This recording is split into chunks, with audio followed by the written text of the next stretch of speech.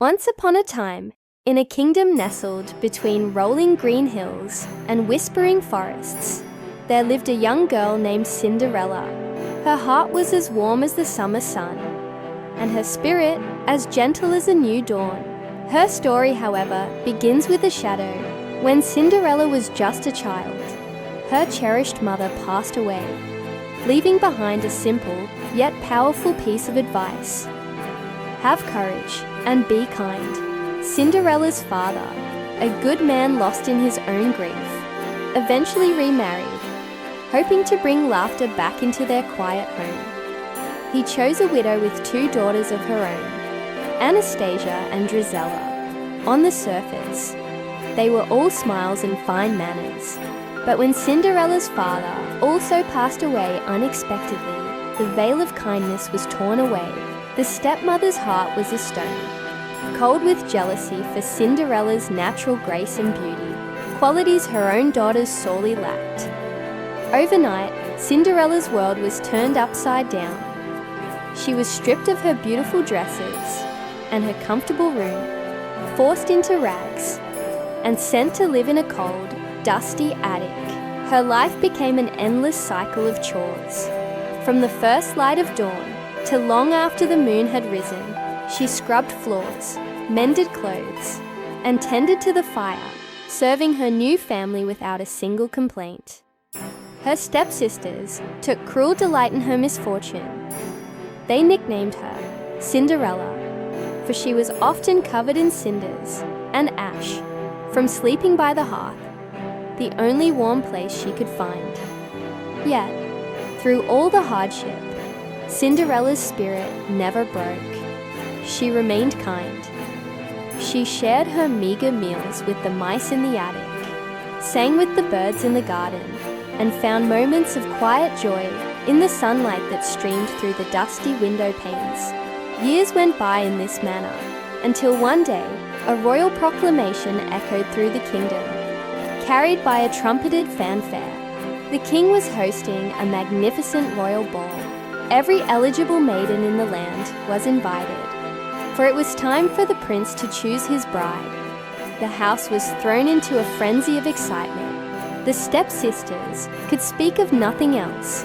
For days, Cinderella worked tirelessly, sewing their gowns, pressing their ribbons, and enduring their endless demands. Finally, with a hopeful heart, Cinderella asked if she, too, could attend the ball. Her stepsisters howled with laughter, but her stepmother, with a cruel, thin smile, replied, "Of course you may go, if you finish all your chores and find a suitable dress to wear." A spark of hope ignited in Cinderella's heart. With help from her loyal friends, the mice and the birds, she mended and refashioned her mother's old gown, adding ribbons and beads the stepsisters had thrown away. It was simple, but beautiful. But when she came downstairs, radiant and hopeful, her stepsisters saw their discarded trinkets. In a vicious fit of jealousy, they lunged at her, ripping the dress to shreds, leaving her in tatters. Her dreams shattered at her feet. Her step-family left for the ball without a backward glance. Cinderella fled to the garden, weeping by an old willow tree, her heart broken. She cried for her mother, for her father, and for the kindness that seemed to have vanished from the world. And it was then, in her moment of deepest despair, that magic appeared. A soft, shimmering light began to glow before her, coalescing into the form of a kindly, silver-haired woman with eyes that twinkled like the stars. It was her fairy godmother. "Hush now, child. No more tears," she said, her voice like the chiming of tiny bells. "You shall go to the ball." With a wave of her sparkling wand, the impossible became possible. A pumpkin in the garden swelled and transformed into a glorious golden carriage. The mice became 6 majestic white horses, and a sleepy horse became a proud coachman. Then, with another gentle flick of the wand, Cinderella's rags melted away, replaced by a breathtaking ball gown of moonlight blue, woven with silk and starlight. sparkling with 1,000 tiny crystals, and on her feet appeared the most delicate pair of slippers, spun from pure glass. There is one rule, the Fairy Godmother warned. The magic will only last until the final stroke of midnight.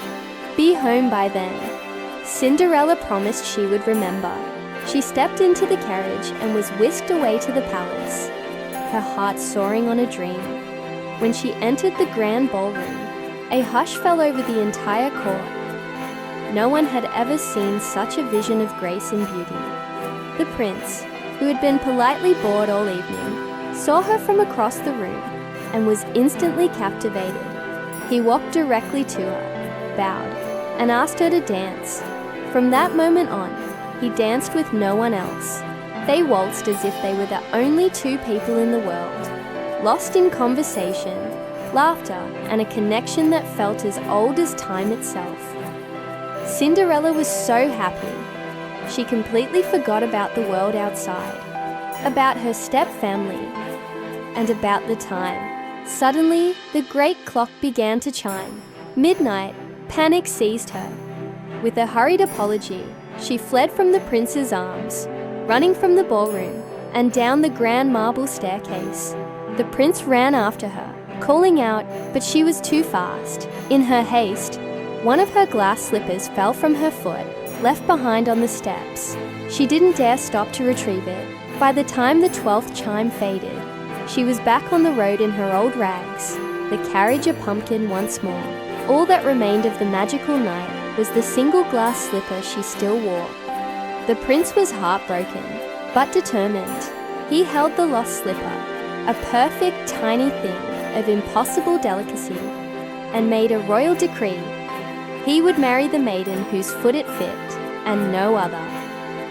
The Grand Duke travelled across the entire kingdom, from the grandest manors to the humblest cottages. Every young woman tried to squeeze her foot into the slipper, but it fit none of them. Finally, the Duke arrived at Cinderella's home. The stepsisters tried with all their might, pushing and shoving, but their feet were far too large. As the Duke was about to leave, disappointed, he saw Cinderella in the shadows. "And what about you?" he asked. The stepmother forbade it, but the Duke insisted the king's order was clear. Every maiden must try. Cinderella sat down, and as she lifted her foot, the slipper slid on perfectly. A flawless fit. The stepmother gasped.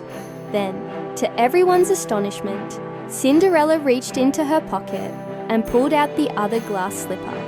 There could be no doubt. Cinderella was brought to the palace. The prince recognized her at once, not by her clothes, but by the kindness in her eyes that he had fallen in love with. Their reunion was filled with a joy that lit up the entire kingdom. They were married soon after, in a celebration that lasted for days, and Cinderella, now a princess, showed her true quality. She forgave her stepmother and stepsisters, understanding that their cruelty was born from their own unhappiness. She had always remembered her mother's words. She had courage, and she was kind. And in the end, it was not the magic of a fairy godmother, but the magic of her own good heart that led her to a love that was true, and a happiness that was everlasting.